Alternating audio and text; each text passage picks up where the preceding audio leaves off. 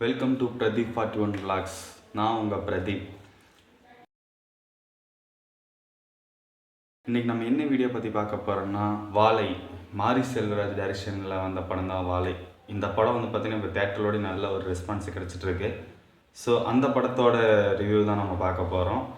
அப்போ அது மட்டும் இல்லாமல் நம்ம மாரி செல்வராஜோட பயோகிராஃபி சரி தான் பார்க்க போகிறோம். நம்ம வீடியோக்குள்ளே போகிறதுக்கு முன்னாடி பிரதீப் 41 சேனலை சப்ஸ்கிரைப் பண்ணுங்கள், லைக் பண்ணுங்கள், ஷேர் பண்ணுங்கள். உங்கள் ஃப்ரெண்ட்ஸ் அண்ட் ஃபேமிலி எல்லாருக்கும் ஷேர் பண்ணி சப்ஸ்கிரைப் பண்ண சொல்லுங்கள். ஸோ வாங்க வீடியோக்குள்ளே போகலாம்.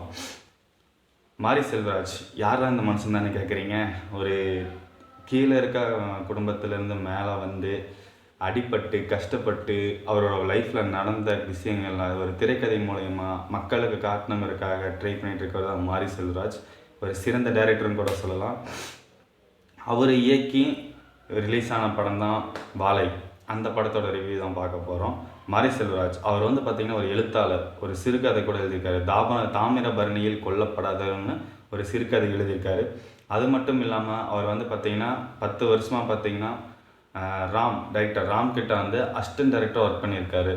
அதுக்கப்புறம் தான் பார்த்திங்கன்னா பரியேறும் பெருமாள், கர்ணன், மாமன்னன், இப்போ வாழை இந்த படங்களை இயக்கியிருக்காரு.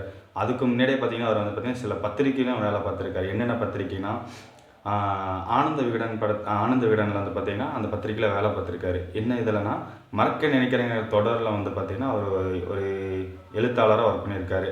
ஸோ அவரோட துவக்க வாழ்க்கை எப்படி இருந்துச்சுன்னு பார்க்கலாமா. அவர் வந்து பார்த்திங்கன்னா மாரி செல்வராஜ் வந்து பார்த்திங்கன்னா திருநெல்வேலி மாவட்டத்தில் புளியங்குளம் கிராமத்தில் பிறந்தார். மார்ச் 7, 1984 போது அவர் பிறந்தார். எங்கள் அப்பா பார்த்திங்கன்னா ஒரு விவசாயி. வறட்சி காலத்தில் இருந்தங்காட்டிக்கு வந்து அவங்களுக்கு வந்து அப்போ விவசாயிக்கான வறட்சி காலம். அப்போ வந்து அவர் என்ன பண்ணுவார்னா எங்கள் அப்பா வந்து ஒரு கலை கூத்தாடியாக வெளியூருக்கெலாம் போய் கலை கூத்தாடி தன் குடும்பத்துக்கு சம்பாரித்து கொண்டு வந்து போடுவார். அதை பார்த்து தான் அப்பாவை பார்த்து தான் தன் மகனும் ஒரு படத்தில் வந்து கலை கூத்து எல்லாமே வந்து பரியேறும் பெருமாள் அந்த படத்துலலாம் பார்த்திங்கன்னா அவர் கலை கூத்தை வந்து காட்டியிருப்பார். அப்போ அந்த ஃபஸ்ட்டு படத்தில் பார்த்திங்கன்னா எங்கள் அப்பாவோட இதை பண்ணி தான் மென்ஷன் பண்ணி தான் சொல்லியிருப்பார். ஸோ அந்த மாதிரி தான் வந்து இருக்கார். சென்னையில் வந்து பார்த்திங்கன்னா 3 வருஷமாக வந்து இருந்தார். அசிஸ்டன்ட் டைரக்டராக ராம்கிட்ட இருந்திருக்காரு. அது மட்டும் இல்லாமல் பார்த்திங்கன்னா நிறையா படங்களை இயக்கியிருக்காரு. ஸோ அவரோட திரைப்படத்தில் வாழை திரைப்படத்தோட ரிவ்யூ தான் நம்ம இன்றைக்கி பார்க்க போகிறோம். ஸோ வாங்க பார்க்கலாம். வாழை திரைப்படத்தை பற்றி சொல்லணுன்னா செம்ம கதை. என்னென்னா தூத்துக்குடி மாவட்டத்தில் ஒரு சின்ன கிராமத்தில் அப்பா இல்லாத ஒரு மகனுக்கு அம்மா, மகள், அப்பா, மகன் 3 பேர் மட்டும்தான் இருக்காங்க. அதுதான் கதை ரன் ஆகுது. என்ன பண்ணுவாங்கன்னா அந்த பையன் வந்து பார்த்திங்கன்னா நல்லா படிக்கிற பையன். ஸ்கூல்லே வந்து நல்லா படித்து நல்லா மார்க் எடுக்கிற பையன். அந்த பையனுக்கு வந்து அங்கே ஒரு டீச்சர், நம்ம எல்லாமே எப்படி ஸ்கூல் படிக்கும்போது டீச்சரை க்ரெஷ்ஷாக வச்சுருப்போம் அந்த மாதிரி தான். ஆனால் நல்லா படிக்கிற பையன். அந்த பையன் வீட்டில் வந்து வறுமை. ஸோ எல்லார் வீட்லையும் நடக்கும்போது ஒரு வறுமை. அந்த வறுமையில் வந்து என்ன பண்ணுவாங்கன்னா இவங்க வந்து வாழைத்தோட்டத்தில் வந்து வாழைக்காய் வந்து வெட்டி 30 பேர் ஒரு வண்டிக்குன்னு சொல்லி லோடு ஏற்ற போவாங்க.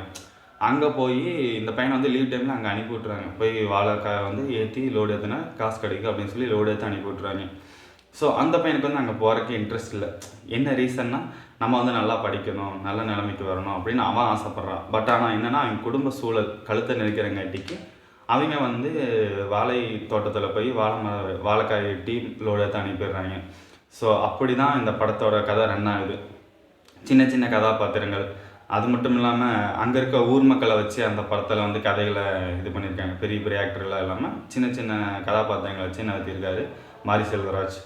அது மட்டும் இல்லாமல் மாரி செல்வராஜை பொறுத்தளவுக்கு என்னென்னா கதைக்களம் உண்மையான நல்ல நீட்டான கதைக்களமாக கொண்டு வந்திருக்காரு. கதையாகட்டும் எல்லாமே சூப்பராக கொண்டு வந்திருக்கு. அதில் ஆக்டர் கலையரசன் வந்து சூப்பராக பண்ணியிருக்காரு. ஒரு போராளியாக ஒரு ஊருக்கு வந்து இப்போ எப்படி சொல்கிறேன்னா நம்ம ஊரில் ஒரு ஆள் இருப்பார், நான் உண்மைக்கு மட்டும் வழி போகிற மாதிரி அவர் இருப்பார். அந்த மாதிரி தான் அவர் கேரக்டர் கலையரசன். அந்த டீச்சர் ஆகட்டும், அந்த சின்ன பசங்க 2 பேர் ஆகட்டும், அந்த சின்ன பசங்க இப்போ தான் சினிமாக்குள்ளே என்ட்ரி ஆகிறாங்க. ஆனால் அவங்களோட ஆக்டிங் ஸ்கில் ஆகட்டும் எல்லாமே வேறு லெவலில் இருக்குது. அவங்க வந்து பார்த்திங்கன்னா என்ன சொல்கிறதுன்னா அந்த சின்ன பசங்க யதார்த்தமான ஒரு கேரக்டர் தான் நடிக்கிறாங்க. என்ன சொல்லணும்னா ஒரு சீனில் பார்த்திங்கன்னா பொய் சத்தியம் பண்ணிடுவான் ஒரு பையன். அப்போ வந்து பக்கத்தில் பையன் சொல்லுவான், பொய் சத்தியம் பண்ணால் வயிறுவீங்கி செத்துருவாடா அப்படிமா. அதெல்லாம் உண்மையிலுமே யதார்த்தமான கதைக்களத்தில் தான் கொண்டு வந்திருக்காரு. முக்கியமாக ஒளிப்பதிவாளர் தேனி ஈஸ்வரன் சூப்பராக பண்ணியிருக்காரு. கதையும் அதே மாதிரி தான் ஒரு நீட்டான இதில் பண்ணியிருக்காங்க. கலர் கிரேடிங் ஆகட்டும் எல்லாமே சூப்பராக போயிருக்குது. மெயினாக இந்த படத்துக்கு ஒரு முக்கியமான கதாபாத்திரம்னா யார் சொல்லணும்னா நம்ம சந்தோஷ் நாராயணன் மியூசிக்கில் வேறு லெவலில் கொண்டு போயிருக்காங்க படத்தை.